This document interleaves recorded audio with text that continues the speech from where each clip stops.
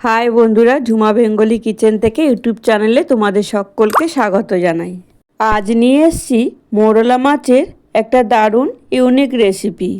মোরলা মাছের এই রেসিপিটি রুটি, ভাত এসবের সঙ্গে খেতে লাগে দারুণ। কিন্তু ধুয়ে পরিষ্কার করা মাছগুলোর মধ্যে লবণ ও হলুদ এইভাবে মাখিয়ে নিলাম। এদিকে গ্যাসের ফ্লেম অন করে কড়াই বসিয়ে দিয়েছি। আর দেখো, কড়াই গরম হয়ে গেছে। তেলের মধ্যে এখন মাছগুলো ছেড়ে দিলাম। বন্ধুরা, এই ছোট মোরলা মাছ তোমরা তো অনেকেই অনেক রকমভাবে বানাও, তবে এইভাবে একদিন বানিয়ে দেখো, খেতে কিন্তু খুবই অসাধারণ হয়। যারা ছোট মোরলা মাছ পছন্দ করে না, এইভাবে রান্না করলে কিন্তু তারাও হাত চেটেপুটে খাবে। যদি রেসিপিটি ভালো লাগে তাহলে একটি লাইক দিয়ে পুরো ভিডিওটি দেখার অনুরোধ রইল। তোমাদের সাথে কথা বলতে বলতে ভিডিও অনেকটাই এগিয়ে গেছে। দেখো, সবগুলো মাছ আমার ভাজা হয়ে গেছে। এই সময় তেলের মধ্যে ফোড়নে দিলাম শুকনো লঙ্কা, সঙ্গে দিলাম কুচিয়ে রাখা পেঁয়াজ।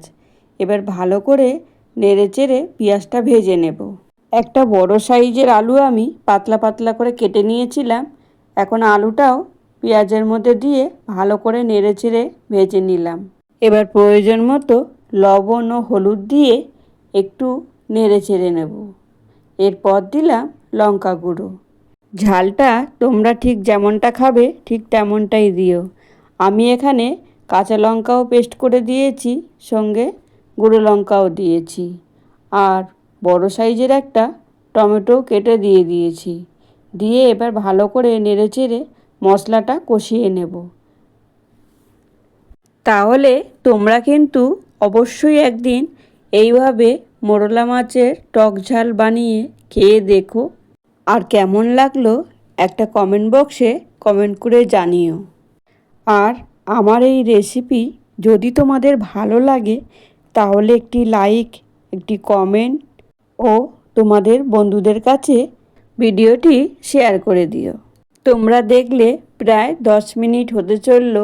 আলু, পেঁয়াজ, টমেটো, মশলা সব কিছু প্রায় কষানো হয়ে গেছে।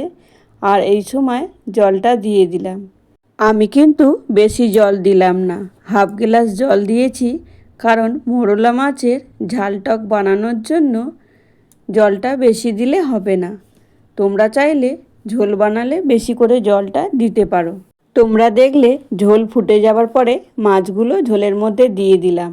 এখন ঝোলটাও শুকিয়ে গেছে, আলুও সিদ্ধ হয়ে গেছে। এই সময় একটা কাঁচা আম আমি মিডিয়াম সাইজের কেটে রাখছিলাম। এখন ঝোলের উপর দিয়ে ভালো করে নেড়ে চেড়ে নিলাম। এবার আমটাও সিদ্ধ হয়ে গেছে, ঝোলও শুকনো হয়ে গেছে। উপর থেকে কিছুটা ধনেপাতা এইভাবে ছড়িয়ে দিলাম। এই সময় গ্যাসের ফ্লেমটা বাড়িয়ে দিয়ে আবারও একটু ভালো করে নেড়ে চেড়ে নিলাম। দেখো, ঝোল আমার প্রায় শুকিয়ে গেছে। এবার গ্যাসের ফ্লেম অফ করে নামিয়ে নেব।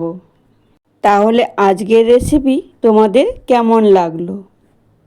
ভালো লাগলে একটা কমেন্ট বক্সে কমেন্ট করে জানিও কিন্তু। দেখো, আজকে মোরলা মাছের টক ঝাল রেসিপি আমার রেডি। কত সুন্দর দেখতে লাগছে, কি লোভনীয় না হয়েছে। পুরনো বন্ধুদের বলবো পাশে থেকে পুরো ভিডিওটা দেখার জন্য অসংখ্য ধন্যবাদ। নতুন বন্ধুদের বলবো একটা like, comment, share and subscribe করার অনুরোধ রইল। তাহলে আজকের ভিডিওটা এই পর্যন্ত।